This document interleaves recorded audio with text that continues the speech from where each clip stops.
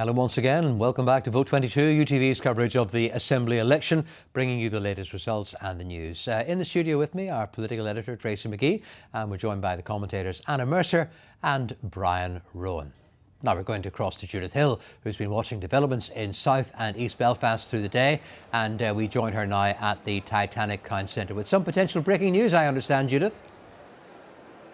Well, Paul, just as we come on air, we're waiting to hear if Edwin Poots crosses the line here and passes the quota in South Belfast. The cameras are poised around him at the moment, but as we wait on that, I'll bring you up to date with the count in East Belfast, where the question was if Alliance could outpoll the DUP for first preference votes for the first time, which they did. Alliance leader Naomi Long sailing through in the first count in emotional style, dedicating the win to her late father-in-law, who was buried yesterday. Joanne Bunting of the DUP also crossed the line first, or on that first stage. She said she was happy that this constituency was being described as boring because the status quo suits both Alliance and DUP here, who are on track to retain those 2 seats each, with the Ulster Unionist Party picking up that extra seat. Now South, as I mentioned, always interesting. They're rattling through the stages now. Sinn Féin's Deirdre Hargey first across the line. Edwin Poots looking likely to get through. And Alliance really interesting here, running 2 candidates, looking well on track to get them both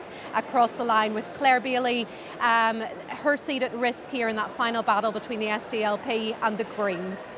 Thank you very much indeed, Judith. Now, Sarah Clark has been keeping an eye on the constituency of South Antrim. We can join her now in Jordanstown. Sarah. Yes, Paul. Well, within the past few minutes, we've had Steve Aiken, the former Ulster Unionist Party leader, elected here in South Antrim. John Blair of Alliance, he also across the line earlier this evening. And of course, Declan Kearney, the Sinn Féin party chairman, he topped the poll this afternoon convincingly. Elsewhere with the DUP, Pam Cameron is just a few hundred short of the quota, so she's looking comfortable. But her party colleague and running mate, Trevor Clark, is several hundred ahead of Mel Lucas of the TUV, formerly of the DUP. So that could potentially be interesting. But sources we're talking to are saying to us that very much it will remain the status quo here in South Antrim. Just interestingly, Roisin Lynch of the SDLP did receive a healthy chunk of transfers, so she's not entirely out of contention for the 5th seat. Thank you very much indeed, Sarah, for that. With me in the studio, our political editor Tracy McGee and the commentators Anna Mercer and Brian Rowan. Before I come to you, I want to start with Tracy. We're just hearing that Rosemary Barton, the Ulster Unionist only woman MLA, has lost her seat. Not a surprise either, and again we're talking about Ulster Unionist Party vote management. As soon as it was announced that Tom Elliott was going to stand in Fermanagh and South Tyrone, questions were raised about whether or not Rosemary Barton would manage to make the cut, and clearly it hasn't happened. You know, for a party that says that it's wanting to reach out to society, I think the fact that they made a choice that was so detrimental for their sitting MLA, their only woman, you would have to wonder what their thinking was. What for you is the story of this election, Brian? Well, a number of stories. I think the Sinn Féin vote, the first preference vote, the party doing much better than was suggested in the polls. I think, and you and I have discussed this many times, that third pillar that is now growing within our politics, becoming more significant throughout a series of interviews in a series of elections in 2019, and now confirmed in today's vote. And then I think the what next is a big part of the story too. How do you put Stormont back together again after a day like today? I think Sinn Féin's task made all the easier by some of the DUP commentary before the election around a border poll and around a Sinn Féin First Minister. I think this was a quieter version of the crocodile interview of 2017. People weren't running around in costumes dressed up as crocodiles, but I think that idea, that prospect of a Sinn Féin First Minister was playing very well on the doorsteps, and they took a different approach this time, a much quieter approach, paced themselves throughout the election campaign, and I don't think they will be terribly surprised by the vote they got today. I think they picked that up on the doorsteps, and I think the SDLP misread this election, misread the mood in the nationalist community, didn't have the pulse of that community, and didn't understand entirely or well, the fact that that First Minister issue was playing so well. So to what extent then are the SDLP blaming Sinn Féin for this? Because they could have stuck with the SDLP, but they decided not to, the electorate. Well, that's the electorate's right, and I think if the SDLP learn one thing from this election is it's don't pick fights with Sinn Féin. Sinn Féin ran a very positive campaign to their credit.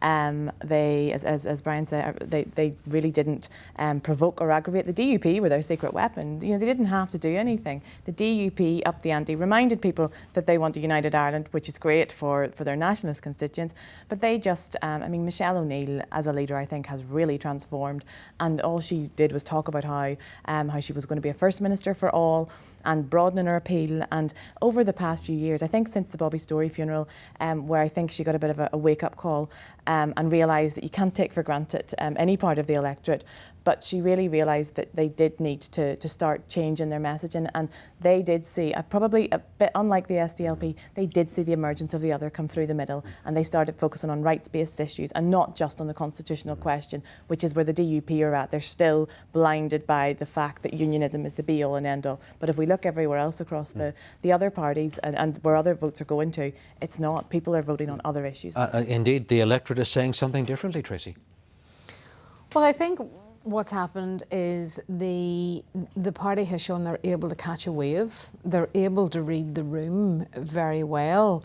Maybe not so much the last time around in the elections in the Republic, where they actually were taken aback by their own success and hadn't fielded enough candidates, but they have learned from that. That's one thing that you have to say about Sinn Féin. They learn. They know where they need to put their people, and that's why they did fight this very positive campaign.